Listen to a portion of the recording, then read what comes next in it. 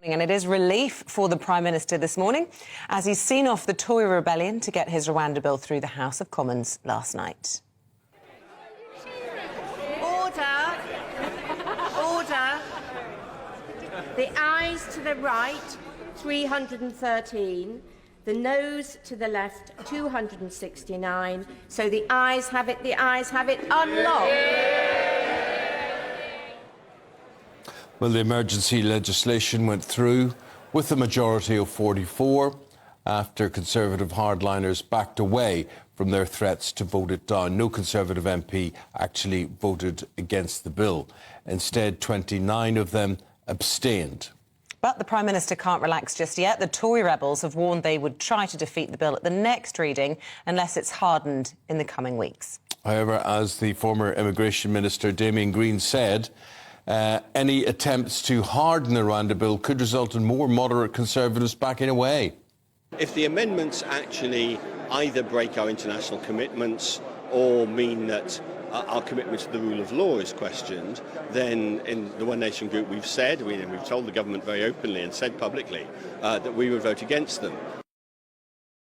So the Prime Minister might have avoided a Tory mutiny this time, but how long will it last? Let's get the views and all of this from our political correspondent, Olivia Utley. It was high drama right down to the wire, but it seems that the whips embracing the Prime Minister last night managed to get the party to toe the line at least a little bit. Well, absolutely. After all of that excitement yesterday in Westminster, the vote, when it finally came, felt like a bit of a damp squib. But as you say, the problems are far from over for Rishi Sunak. Although the bill passed the second reading yesterday with a bigger than expected majority, those right-wing rebels are already saying that they will be prepared to vote down the bill at the third reading unless it's amended to be significantly toughened up. Now, there are 29 of them, 29 abstained. It would take precisely 29 Conservative MPs voting the bill down for Rishi Sunak to lose it altogether. So he has to listen to what his right-wing backbenchers say. But meanwhile, there's that group of 106 One Nation Tories, those on the left of the party, led by Damien Green, the former Deputy Prime Minister, who are saying that they will only vote for the bill if it remains in its unamended state. And with Labour as well, even if you just had a handful of them, another 29 of them, voting the bill down, then Rishi Sunak again would lose it altogether.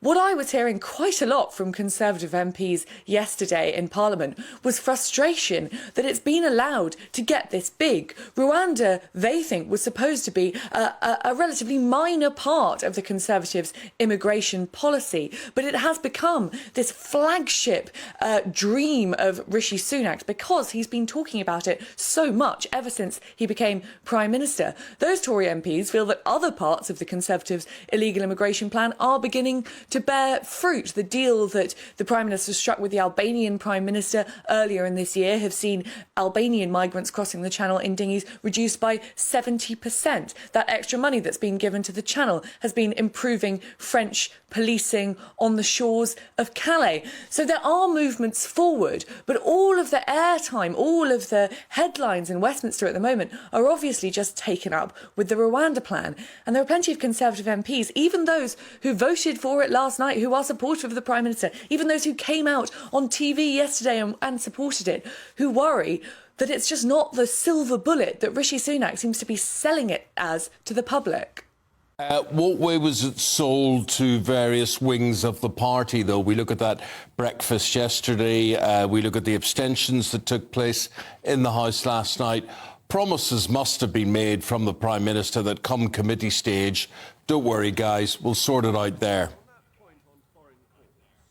Well, absolutely. I mean, that's what one's got to assume. Even Robert Jenrick, the immigration minister, who stood down because he disliked the bill so much, who wrote that pretty withering resignation letter to Rishi Sunak about how the bill could never work, even he didn't vote against it. He only abstained. And same with Suella Braverman. So you have to assume that behind the scenes, Rishi Sunak was agreeing to them that he would toughen it up in some respect. Now, we don't know precisely what that would involve, but essentially the problem that the right right-wing rebels have with the bill is that although it declares the Rwanda a safe country in general, it leaves a little bit of wiggle room for individual migrants to go to the Supreme Court and say that in their own personal circumstances, deportation to Rwanda would be unsafe. Now, the government has maintained over and over again that those circumstances are very narrow, that it would only be, for example, women in the later stages of pregnancy who couldn't fly, or those with illnesses that couldn't be treated in Rwanda.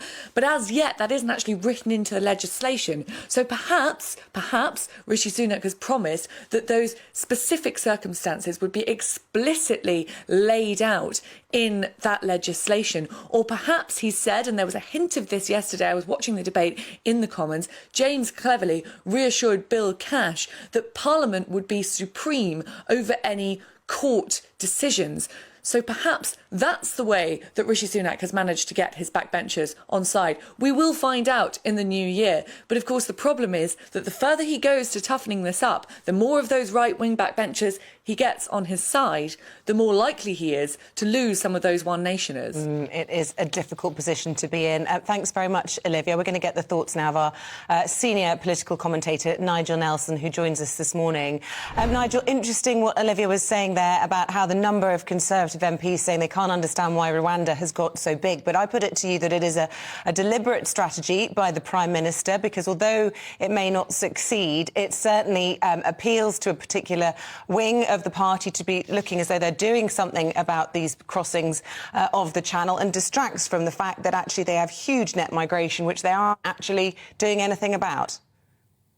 Yeah, that's about right, Isabel. That it's become a sort of totemic issue for the Conservative Party, and they're in a lot of trouble with it. That as often with sort of moments of high drama in the House of Commons, it did all fall a bit flat last night. I mean, during the day, it was great fun watching different groups of Tory MPs scurrying off to meetings, plotting away and working out how they could try and defeat this bill. When it came to it, they didn't. No one voted against it, so all we had was some abstentions. But at the moment, it's difficult to see quite where the Prime Minister goes with it, because even if he gets it through the Commons, which you always can by simply turning it into a vote of confidence and threatening a general election, it would go to a House of Lords who could delay it for next year. So the chances of flights actually taking off still quite low.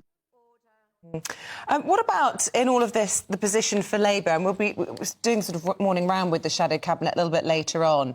I think for the first time now, Sir Keir Starmer has admitted that if this does become law, they will actually repeal it and they won't continue with it as a piece of legislation. Is that your understanding? Yes, that's right. I mean, the Labour's plan is to use the money spent on Rwanda to form a special police unit to try and knock out the smuggling gangs who are bringing migrants across the Channel. So it may well be it'll never come to that. If the Lords can delay it, and they can do so for up to a year, we'll be beyond the election date anyway, and so it may never come to pass. But if it did, yes, what Keir Starmer has said is he would scrap it and go a different route. What about the future of Rishi Sunak? I mean, he'll be happy this morning, but he'll be anxious, won't he, about what happens in the new year, not only for his premiership, but for this policy, for this piece of legislation? Yes, and as I say, we could actually see a snap election, that it may turn out that come the new year, when it goes through all its various common stages, he still can't get it through at the final vote. Now, if that's the case, what he can then do is say to his MPs, right, if you don't vote for this bill, I will turn it into a vote of confidence. That means that if he loses that, it's a snap general election. But more importantly for the MPs, what it means is if they vote against him in a vote of confidence, they lose the whip and then can't stand in that general election. So a lot of MPs would stand to lose their jobs. OK.